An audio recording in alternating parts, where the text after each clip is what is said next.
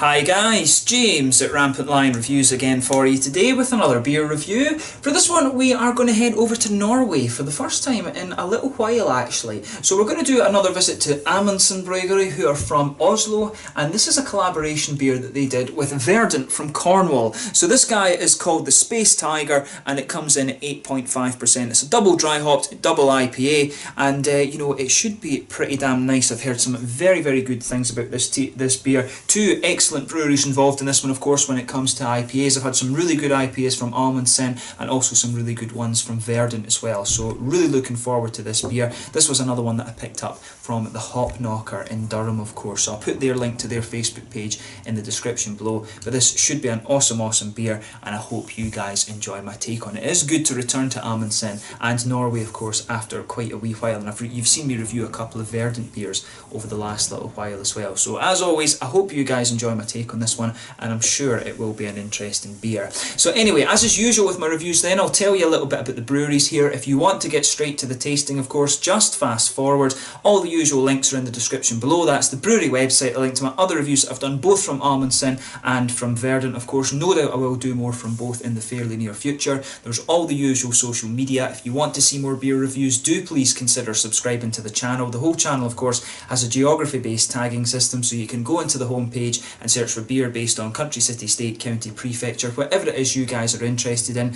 As always, do check out the playlist of beers from different countries. There is one there for all the Norwegian beer reviews for you, and one for the English reviews as well. And as always, please do get in touch and let me know some of the other beers and breweries that you guys would like to see me review. It's always great to hear from you guys that are watching the videos, and the support that you show the channel is hugely appreciated. So anyway, to kick off with Amundsen Bryggeri then, onto my brewery notes. So Amundsen Bryggeri, as I've mentioned to you before, are based in Oslo, which is the capital city of Norway. So this brewery is part of the Akershus Group, which owns a number of bars and restaurants around Oslo, and the main men in this company are Ole Johan Torlefsen, Bore Jensen and Tom Erik Andreasen. And the first brewery was actually part of a gastropub in Stortingsgaten, and this was just a very small operation, and the key man in getting this established was Tom Alfred Oimo, who had been a home brewer for a number of years, and he remains the head brewer at the original brew pub itself, which is apparently a really good place to actually go and have some beers and some nice meats and things like that. But the brewery expanded, and by 2015 they were producing around 200,000 litres of beer per year,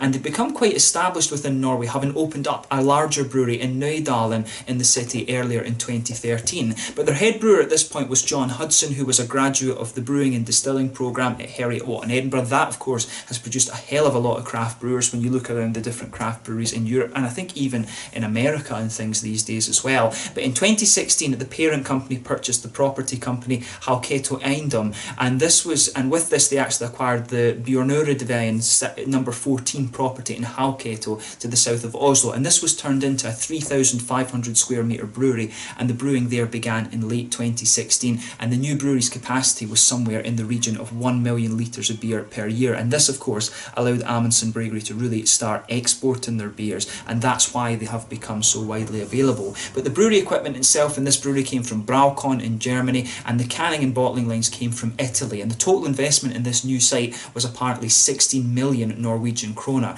But the managing director of the brewery is Jeffrey Jansen van Vuren, and Matthew Thomas and John Hudson are also involved in the daily running of the brewery. The other brewers that they have there, they've got a total of 5. They've got Alex Vold, who was previously of Black Pocket Brewing over in the US, Jürgen Hellevig, who's another graduate of the Heriot-Watt Brewing programme, and they also have Thomas Larson, who was the head brewer of Ska Brewing over in Colorado. And the artwork that you see on these Amundsen cans, which is really what makes them very distinctive, is designed by American Peter John de Villiers. So yeah, really interesting brewery, these guys. Probably one of the best known Norwegian craft breweries these days actually. They do some awesome stuff, like I've said to you before. I've had 2 IPAs from them. I really need to try and get a stout or something like that from the darker side of things. But in terms of IPAs, these guys are probably doing some of the best stuff that you're going to find in Norway at the moment. If the Norwegian guys that watch the channel have told me some I've said that these guys are doing some great stuff. So I'm glad that I'm able to review a couple of them for you on the channel, and hopefully I can review a few more Norwegian beers for you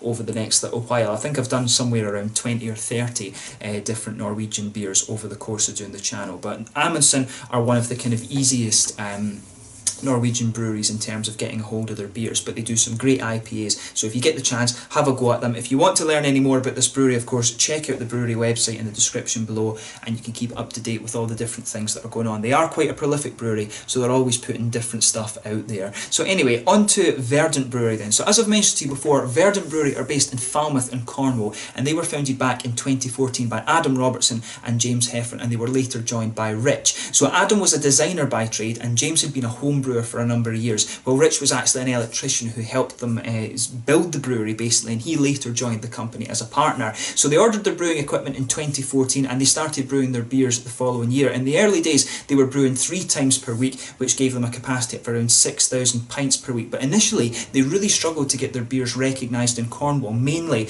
because of the traditional ale culture that's down there. As I've said a number of times on the channel, Cornish ales are one that I definitely need to have a look at because I really have neglected it. But when this brewery came along and were brewing the American style beers, a lot of the Cornish ale drinkers weren't that interested in them at first, although their beers did prove a hit all across the rest of England, and they are widely recognised now as one of the best producers of New England kind of hazy IPAs these days, and they're definitely one of the English craft brews that you really want to have a look at. But from what I understand, they have upgraded their capacity since they are kind of doing more brew days and stuff like that now, and their beers are a little bit easier to get a hold of, although some of the beer shops I know do struggle to get a hold of them. But if you're interested in English craft beer, Verdant Brewing are definitely one of the ones that you want to check out, particularly if you're interested in New England IPAs and stuff like this, because they do some pretty damn awesome ones, and you've probably seen me review a few of those on the channel already if you are a regular watcher, of course. But that's all you really need to know about Verdant as well. As always, I'll put the brewery link in the description below. You can follow them on Facebook and keep up to date with all the new beers and stuff that they're producing, because again, they are fairly prolific when it comes to IPAs. I would love to see them try some stouts and things like that. I don't know if they are experimenting with that a little bit, but mainly they concentrate on the New England IPAs. But yeah, that's all you need to know about both of the breweries. Let's get on to the actual tasting of this beer itself. So as you can see with this one, the artwork is just beautiful. I really like the artwork. I'll definitely be keeping either the can itself or the label for the can, because that's one of the best artworks I've seen in quite a wee while. I do like just how kind of trippy that is. You know, it really is pretty special, that artwork. So it says on the side here, another day, another collab. This time we teamed up with our friends from Verdant Brewing Company. Since we both share a huge passion for hoppy beers, we couldn't help but to make one. This double dry hop double IPA is loaded with a generous 25 grams per litre of dry hop, cramming it full with all the awesome hoppy goodness we all love so much. So tropical, dank and juicy, Space Tiger is best enjoyed on a magic carpet exploring new universes. So yeah, really nicely presented, this one, as I've shown you. 440ml, so this is one of the tall boy cans. As I've always complained about, I don't know why they're copying the Americans with this in terms of fluid ounces. Just use a half-litre can, you know. That's one of the things I'll say, but that's, you know, that's me just being pernickety. But yeah, really nice beer, this one. So without further ado, let's get it out and we'll get on with the tasting then. And this is one of the things with this beer, these Verdant cans have this nice opening thing, so you can actually drink it directly out the can, which is pretty cool. I have to say I quite like that. So yeah, I'll just get this guy out and we'll get on with the tasting then. Yeah, there you can see it, there's the top off this one, and we'll get it out and into the glass. Yeah, there you go. I need to actually try drinking some of these beers out of the can at some point, because I've never done that with any of these Verdant ones. But yeah, as you can see with this, you can really smell some of these juicy, hoppy qualities coming out of this beer already. Incidentally, it's 8.5% double IPA, this one. The hops in this beer, from the notes that I have, it's Magnum, Simcoe, Mosaic, Amarillo, and Galaxy and Citra that are in this one. So a nice blend of hops in this beer, but you can really smell that lovely, juicy quality coming out of the beer as we kind of do this one. But some nice big bubbles sticking towards the side of the glass, a few little ones just heading up towards the bottom of the head there. As you can see, the head's faded away, but it was pretty much a perfect white head, but not very foamy actually. I'm not quite sure if that's to do with the can conditioning or exactly what it is, but there's one or two little bits of sediment just kind of floating around in the bottom of this one, but just little bits there. It looks really nice. In terms of colour, I would describe this as a really kind of hazy sort of golden beer, this one. It looks just like, you know, pineapple juice or mango juice or something like that. If I put my fingers behind the glass, you can see it's not transparent in the slightest, but looks very, very nice. So let's take a closer look at the aroma then and just see how we get on with this one. Oh, yeah. That's a lovely smelling beer, that. as I always say, just take a little bit of time and enjoy the aroma before you actually get stuck into it. So with this one, there's definitely mangoes coming out of that beer. The citra hop for me is the most kind of prominent one in terms of the aroma. You can really get that nice big mango note out of the beer. There's a little bit of the passion fruit in there, which will be from the Simcoe right enough, and also from the Galaxy. They give you really nice passion fruit notes, but for me, it's the mango that's really jumping out of this one for me. The passion fruit, although in fairness, if you take it in a little bit more deeply, you do get a little bit of that passion fruity note out of it. But it smells really creamy as well. The oaty notes are really pushing their way out of this beer. I do like how this one kind of comes across. Actually, I really like how this one's coming, how the malty flavours or the malty aromas rather are coming out of this beer. But a lot of passion fruit in this one as well. The mangoes, as I say, I think they're the most kind of prominent note. There's a good bit of tangerine and orangey quality there, which is from the Mosaic and from the Amarillo in this beer. Amarillo, of course, will give you a slightly more oily orange, whereas Mosaic will lean a bit more towards the kind of lighter, juicier, tangerine sort of things.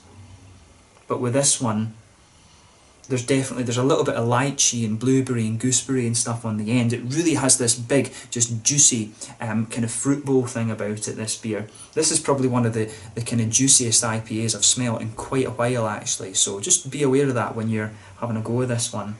On the kind of floral, grassy side of things, the hop, it's definitely a little bit grassy, but mainly it's a juicy, fruity quality that's coming out of this beer. In terms of the malt base as well, oaty creaminess all the way. There's a little touch of the kind of wheaty white bread thing, but really it's the creamy oats, and there's a little bit of a kind of biscuity sweetness popping out of this beer as well. But overall it is it's really quite nice, and I do like how this one's kind of going together. It's definitely got a really lovely aroma to it, this one. So as I always say, just take in the aroma a little bit before you get stuck into it. That's always half the experience when it comes to craft beers, sakes and whiskies and stuff like this. But this one I think is going to be an absolute cracker. So let's get stuck into this beer then. So this one is the Space Tiger, a double dry hop, double IPA from Amundsen Bryggeri, brewed in collaboration with Verdant Brewing Company from Cornwall in England. Let's get stuck into this one then. Slàinte, skål.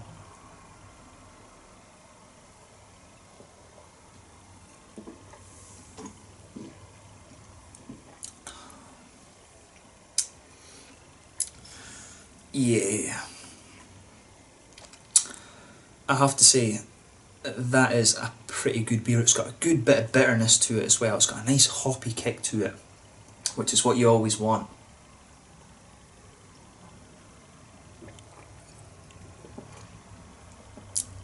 You've got that, the magnum that they've added to this beer, it always gives you that big, strong floral bitterness to it. They'll be using that mainly as the bittering hop, and I would guess the other ones, they'll be either adding those late on in the brew just to give kind of flavour and things like that, or they'll be simply doing them as the kind of double dry hops just to give you the flavour and the aroma, of course. But you can definitely get a nice big spicy floral aromatic bitterness from that beer, and that will be the magnum.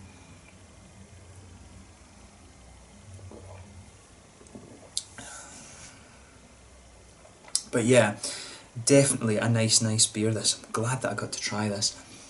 So yeah, let's kick off with the malt base of this one then. So nice little bit of kind of, there is a little bit of a kind of wheaty, white bready quality. That just blankets the middle of the tongue, but it's really quite light on that. On top of that, you're getting the nice smooth, kind of creamy, oaty aspects to this one. There's a little bit of biscuit sweetness as you go down the middle line of your tongue, but not too much present there. I mean, overall, this beer is really quite it's really quite light in terms of its malt base, I would say.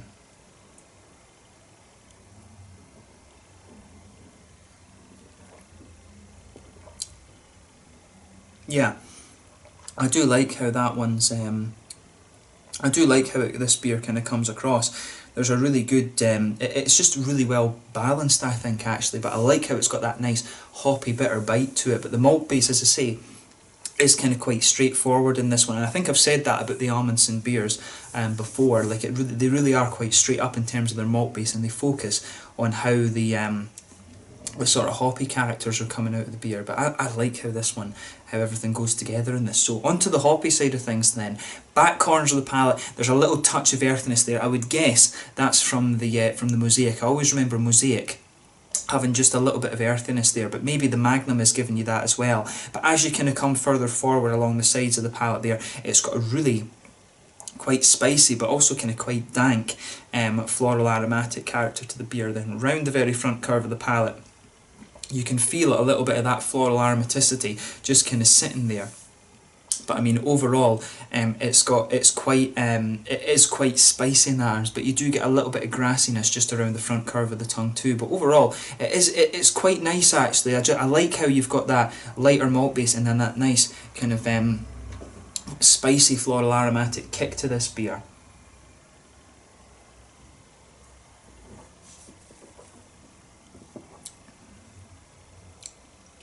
But yeah, that's really nice. I really am glad that I got to try this beer. So yeah, just behind the front curve of the palate, of course, that's where you get that little oily bubble where those nice, juicy, fruity esters start to come out of the beer. So for me with this one, it's the passion fruit, and there is maybe a little touch of grapefruit in there as well. You can get a little bit of grapefruit from the Citra, of course. I think there's a little bit of grapefruit further back on the tongue. But for me, the passion fruit's forming the base of this beer. Like I say, that's from the Galaxy and from the Simcoe in this beer. The passion fruit's kind of sitting there. On top of that, as the flavour progresses a little bit, I think you start to get the mango out of it a bit, and then as you move further into the aftertaste, I think the tangerine oranges are in there. I think the mango and the orange are kind of mixing together. At the moment I'm getting the mangoes and the orange sitting there and some of the dark elements, that a little bit of that. It's a mix of the passion fruit and the grapefruit sitting there. But I think it takes a little bit of time for the sort of Amarillo Mosaic and Citra qualities to come out of the beer. That initially I think it's the Galaxy and the Simcoe that are really taking the fore in this beer.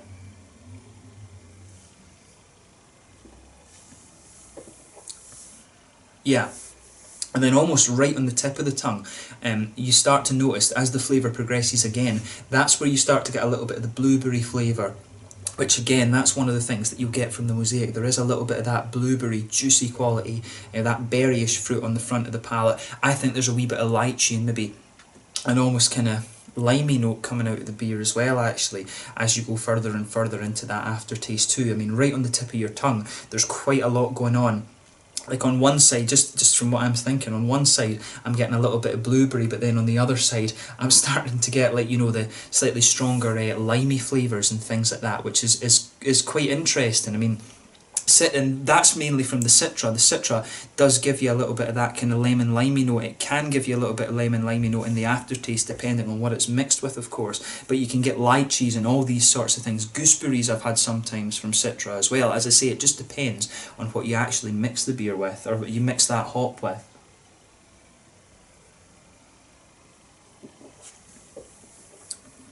And I think there's maybe a little bit of a kind of pineapple-y note to this one as well, but it's kind of quite minimal. But as you know, there's a lot of fruity qualities going on. The mainstay fruits in this one for me is the passion fruit. I think there's a little touch of grapefruit to that as well. As I said, the mangoes and the orangey tangerines start to come out, and then later on, that's when you get a little bit of that limey, and there is a bit of lychee in there. You get that limey and sort of blueberry note out of this beer, which is really quite interesting as well. But I mean, overall, it's a good beer, this one. The one thing I've always found about the Amundsen malt bases is they do feel as if they're a little bit stronger. I mean, at 8.5%, for me, this is where you're really starting to push what you can do with a simple malt base in a New England IPA. I've always said when you go up to 8.5%, 9%, for me, that's when you need to add a little bit of caramel or carapils or biscuit malt or something like that. You want a little bit of a kind of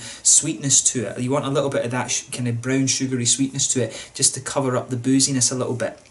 For me, in the malt base in this one, you can pick up a little bit of the boozy warmth. Like, I'm getting a little bit of warmth down the chest here from this one, and that's one of the things that you get with the New England IPAs that you don't particularly get with the West Coast ones, usually because they've used a bit of caramel and a bit more of a kind of bready malt base to them than you would with the New England ones. So for me, this one, you can kind of tell with this beer a little bit it's starting to push the limits of what I think you can do with a straight up kind of OT or wheat malt base in terms of the the New England IPA for me. But overall, it is a nice beer. I certainly wouldn't hesitate to drink it again, but I think with this one you can detect a little bit of the booziness in the malt base. But as I say, a nice beer, and I do like how everything in that hop blend kind of comes out, and it's definitely one of the more bitter ones. If I was guessing the IBUs, I think you're talking about 70, maybe pushing 80 in terms of the IBUs in this beer. But overall, really, really nice, and I'm certainly glad that I got to review this one for you, because I was told by a number of people that this was a pretty damn awesome beer. So in terms of the mouthfeel then, I would say mid-bodied, probably mid-bodied.